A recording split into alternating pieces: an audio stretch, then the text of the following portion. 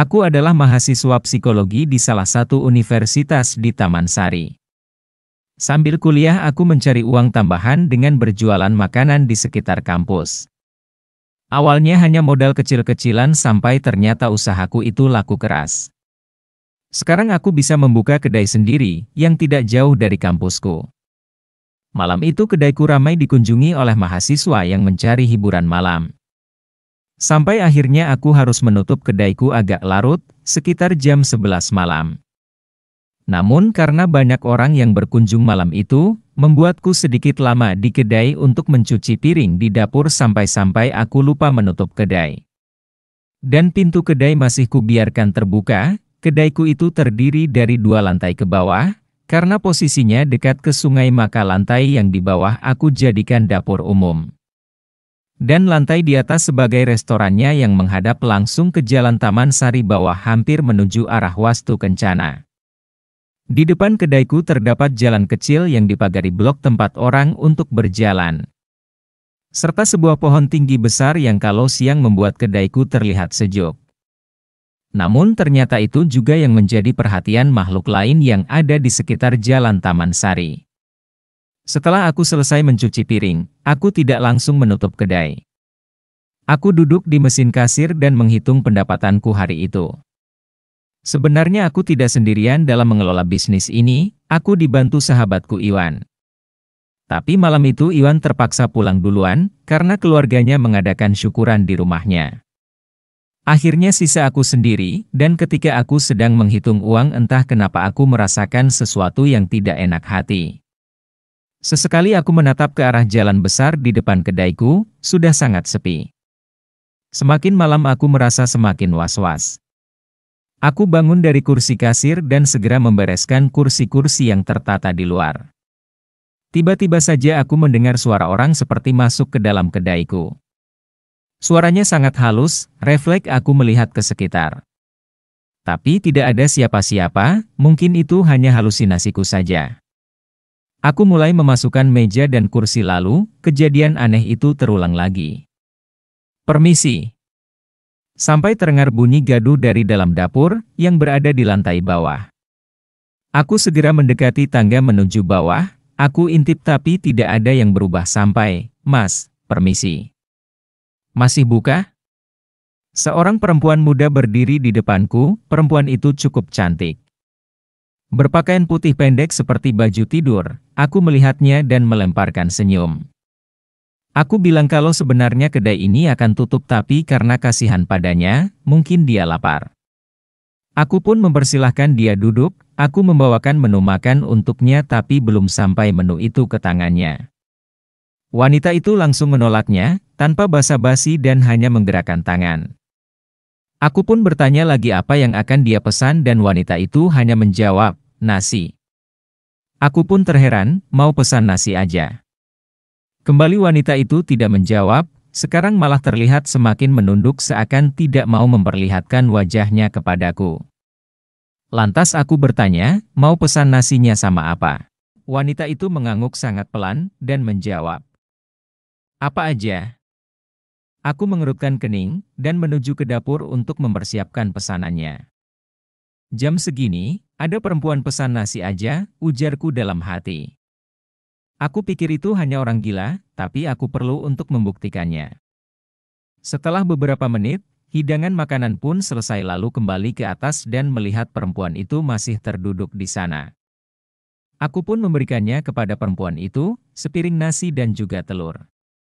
Ketika aku tinggalkan dia memakan makanan itu, astaga perempuan itu memakan nasi dan telurnya itu dengan sangat lahap namun tanpa menggunakan sendok atau garpu. Perempuan itu memakan telurnya menggunakan tangan dan menggenggam nasinya langsung ke dalam mulutnya.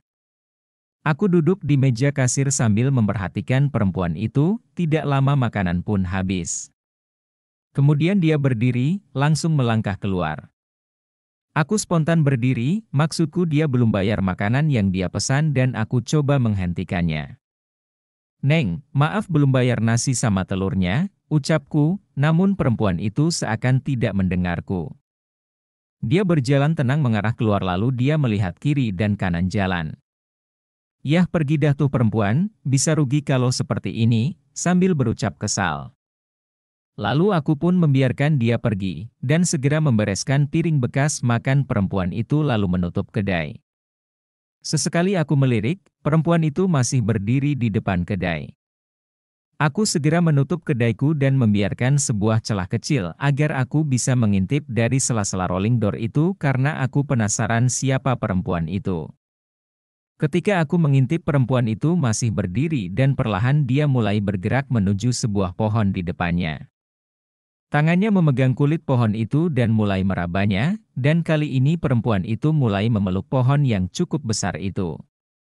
Sambil kedua tangannya seakan meraba sesuatu, dan perempuan itu terlihat semakin memberikan tenaga di kedua tangannya lalu. Astaga, perempuan itu mulai memanjat pohon di depan kedaiku itu. Kedua tangannya mulai memanjat ke atas pohon itu. Merangkak dan terus merangkak, menaiki pohon itu. Belum sampai puncak, perempuan itu kini berpindah ke sebuah dahan yang cukup keras. Kini perempuan itu terduduk di dahan itu dan aku bisa melihat kakinya yang terjulur ke bawah, dia menggoyangkan kakinya dan aku mulai mendengar suara cekikikannya. Perempuan itu terus cekikikan sambil mengangkat kakinya maju mundur seperti orang yang lagi di atas ayunan. Aku diam terpaku, badanku tidak bisa digerakkan. Tiba-tiba dia mengarahkan pandangannya kepadaku, seakan dia tahu kalau aku sedang mengintipnya dan pelan-pelan wanita itu mulai berdiri di atas dahan pohon dengan wajah tersenyum sambil tertawa cekikikan. Dan wanita itu meloncat dari pohon lalu menghilang. Aku mengumpulkan semua tenaga dan langsung berlari ke dapur. Aku duduk jongkok di bawah tangga, aku takut setengah mati lalu aku coba membaca doa yang aku bisa. Aku terus membaca doa sambil menenangkan diriku, aku mulai mengatur nafasku. Kini aku masih terdiam di bawah tangga sampai. Hihihi. Terdengar suara yang cukup mengganggu, aku memejamkan mataku. Aku tidak berani melihat asal dari suara itu. Suaranya semakin jelas terdengar mendekatiku, semakin mendekatiku. Ada sebuah tangan dingin yang memegang pipiku, tangan itu kini mulai mengelus-elus pundak dan kini aku merasakan sebuah hawa dingin tepat berada di depan wajahku. Aku sudah tidak tahan lagi dan ingin segera keluar dari kedai. Aku memberanikan diri membuka mataku dan sesosok wajah muncul dari arah sela-sela tangga tepat di depan wajahku. Dengan senyum menyeringai kepadaku, tangannya terus memegang pipiku sambil terus tertawa cekikikan. Hingga aku akhirnya tidak sadarkan diri. Singkat cerita, esok harinya, aku bertemu dengan Iwan. Aku menceritakan kepadanya tentang kejadian semalam.